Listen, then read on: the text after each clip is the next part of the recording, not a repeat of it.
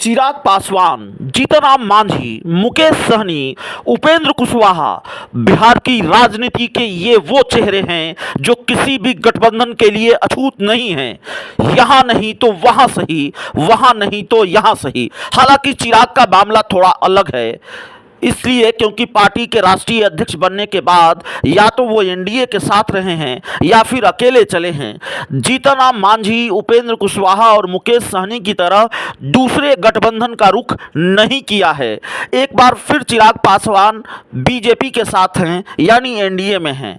नीतीश ने जब मांझी को महागठबंधन से चलता किया तो उन्हें बीजेपी का सहारा मिल गया। इसी तरह उपेंद्र कुशवाहा भी जब बड़े बेआबरू होकर जेडीयू से निकले तो उन्हें भी मोदी शाह का सहारा मिला। देर सवेर मुकेश सहनी भी भाजपा के साथ हो ही लेंगे। भले ही वो बीजेपी को अपना सबसे बड़ा दुश्मन बता रहे हो, लेकिन सहनी कोई यूपी वाले ओम प्रकाश राजभर से कम थोड़े ही हैं। लेकिन बिहार की राजनीति का एक चेहरा ऐसा है जो अकेले चलते चलते बहुत थक चुका है और अब उसे ठिकाने की तलाश है। अब का मतलब 2019 से उसे ठिकाने की तलाश है, लेकिन ठिकाना मिल नहीं रहा। वहां भी नहीं जहां कभी उनका सिक्का चला करता था। हम जन अधिकार पार्टी के राष्ट्रीय अध्यक्ष पप्पू यादव की बात कर रहे हैं। पप्पू यादव 2019 के लोकसभा चुनाव से पहले से इस जुगत में जुटे हैं कि किसी तरह महागठबंधन में उनकी एंट्री हो जाए, लेकिन अंदर खाने की जानकारी यही है कि किसी भी हाल में तेजस्वी यादव पप्पू यादव को किसी भी रास्ते से महागठबंधन में नहीं आने देना चाहते। पप्पू यादव की पत्नी रंजन कांग्रेस की कद्दावर नेत्री हैं और मौजूदा वक्त में राज्यसभा सांसद हैं।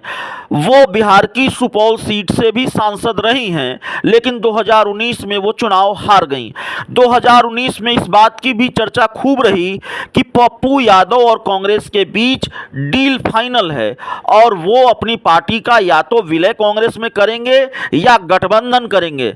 लेकिन महागठबंधन की सबसे बड़ी पार्टी आरजेडी को यह मंजूर नहीं था, खासकर तेजस्वी यादव को, कि पप्पू यादव की एंट्री महागठबंधन में हो। पप्पू यादव न सिर्फ 2019 का चुनाव हारे, बल्कि 2020 के बिहार विधानसभा चुनाव में भी उनकी पार्टी को कोई सफलता नहीं मिली। अकेले चलने के इस भारी नुकसान को देखते हुए पप्पू यादव ने बिहार में हुए किसी भी चुनाव उपचुनाव को लड़ने की हिम्मत नहीं जुटाई।